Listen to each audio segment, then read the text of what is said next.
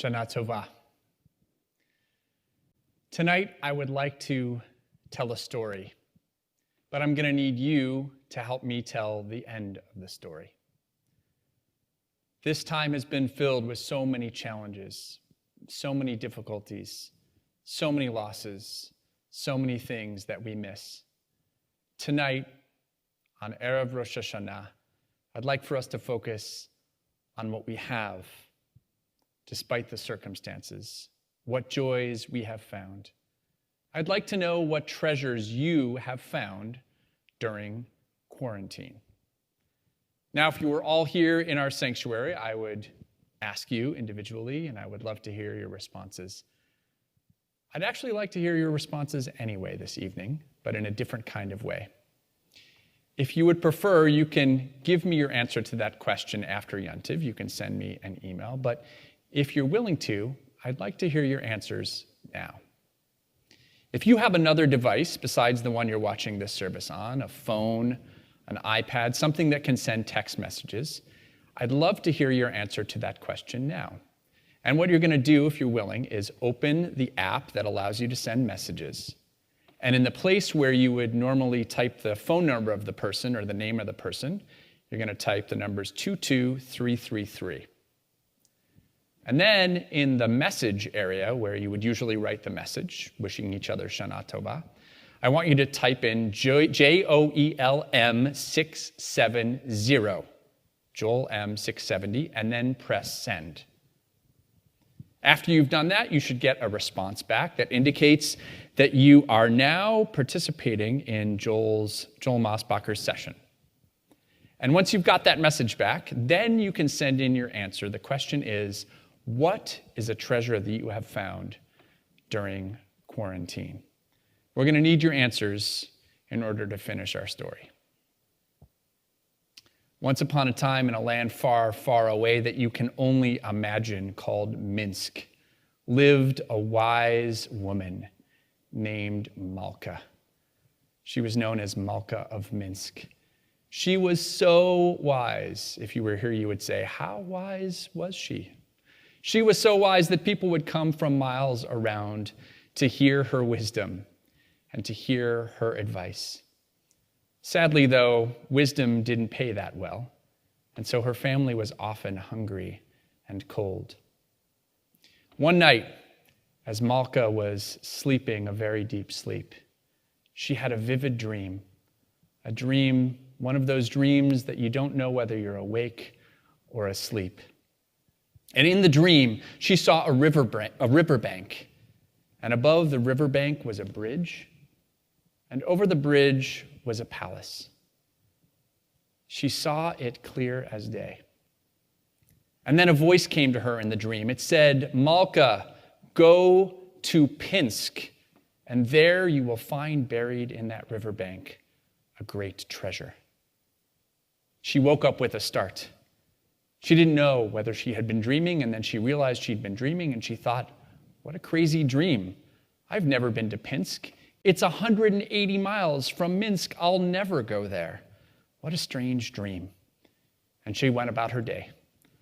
But that night, when she was fast asleep, she had the same dream. And then the next night, and the next night, and the next. And each night she had the same dream, and she heard the same voice. Go to Pinsk, and there you will find a great treasure.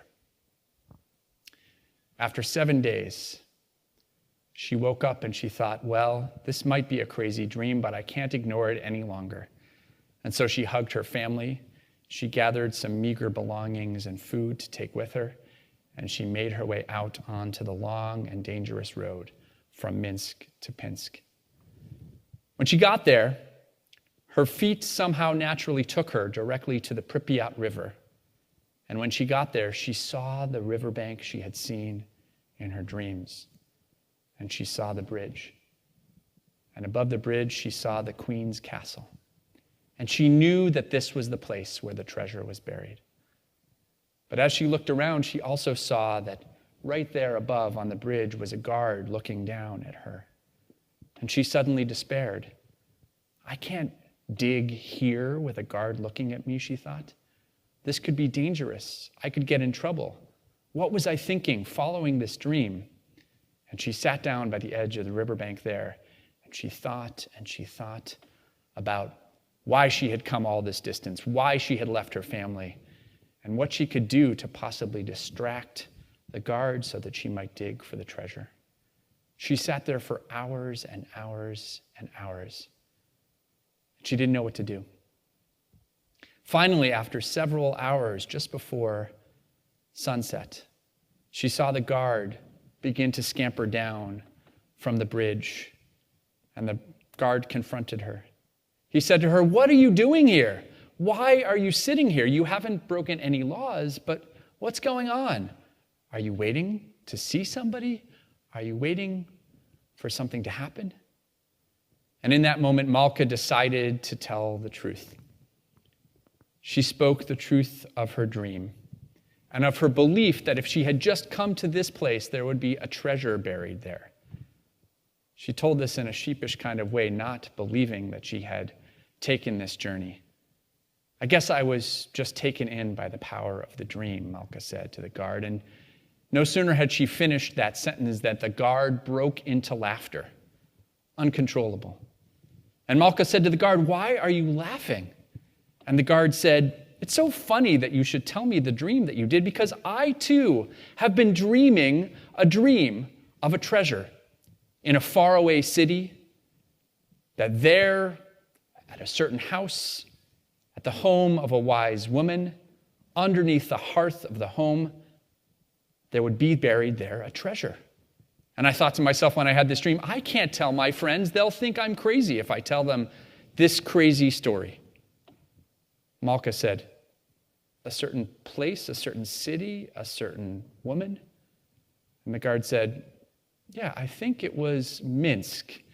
And the woman's name was Miriam, Malka, or something like that. I know it's crazy. Who would ever be able to believe that I'd find that place that I'd never been to, a woman that I had never met, and find a treasure that I could not possibly know was there?"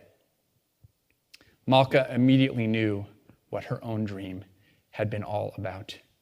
She thanked the guard, she gathered her meager belongings, and she headed back on the long and dangerous road to Minsk. And when she got there, she greeted her family who had missed her so much. And then she began to dig under the stones of the hearth of her own home. And there in her own home, she found a treasure that she had never known was there. This has been a difficult time. We've imagined, I'm sure, long journeys we were going to take, wonderful things we were going to celebrate far away, places we would go, people we would see. We miss the people we can't see. We miss the journeys that we haven't been on. But one of the opportunities that we have is to appreciate the blessings in spite of this moment, the treasures that we have found in our home. So let's see what you said. I asked you, what are some of the treasures you have found in this moment, in quarantine? My husband. We found blessings in being with family members and peace and strength with them. Grateful to be forced to slow down and focus on what matters most and to truly embrace that I am not in control of the future. Oliver says getting better at basketball. The safe haven of our family home, even when it wasn't expected to be there for us, an abundance of time to spend together. Hundreds of additional hours with my children, Jay says. An appreciation for the simple treasures in life.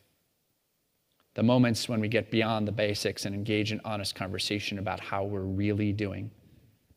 Who my true friends were, who they are, the beauty of silence, of the hustle and bustle of New York City, slowing down.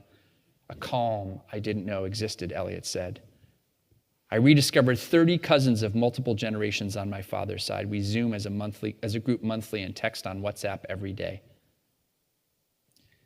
That when you have family and friends that you love and they love you, you're always together even when you can't be together. Quality family time, fitness, having new time is a gift. I'm grateful for the beautiful, wonderful, amazing, my wife, Shaaray. Family, family, family, patience, So many beautiful answers. Alex says playing rock and roll on the guitar. Your answer is overwhelming. Perhaps I will share more later in Yontiv, and you can keep answering. It just goes on and pages and pages. My friends, this has been such a difficult time. We continue to experience losses and things we miss. It's important, if we can, to stop and appreciate the treasures we can find buried in our own hearth, in our own home, that we never knew were there. I want to wish you a Shana Tova Mituka.